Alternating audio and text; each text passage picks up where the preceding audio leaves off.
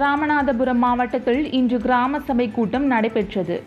கடந்த 1ஆம் தேதி அனைத்து கிராம சபைகளிலும் கிராம சபை கூட்டம் நடத்த தமிழக அரசு உத்தரவிட்டிருந்தது.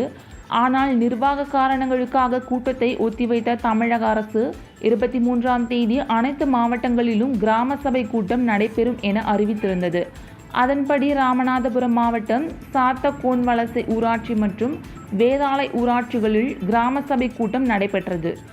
ஊராட்சி மன்ற தலைவர்கள் நாகேஸ்வரி, வீரபத்திரன், அல்லா பிச்சை ஆகியோர் தலைமையில் நடைபெற்ற கூட்டத்தில் தூய்மை பணியாளர்களுக்கு பாராட்டு, ஊராட்சி வடகிழக்கு பருவமழையை ஒட்டி செய்ய வேண்டிய முன்னேற்பாடுகள், தூய்மை பாரத இயக்க திட்டத்தின் கீழ் திறந்தவெளி மலம் கழித்தலை தவிர்ப்பது உள்ளிட்ட தீர்மானங்கள் நிறைவேற்றப்பட்டது. இந்த கூட்டத்தில் பொதுமக்கள் ஏராளமானோர் கலந்து கொண்டனர்.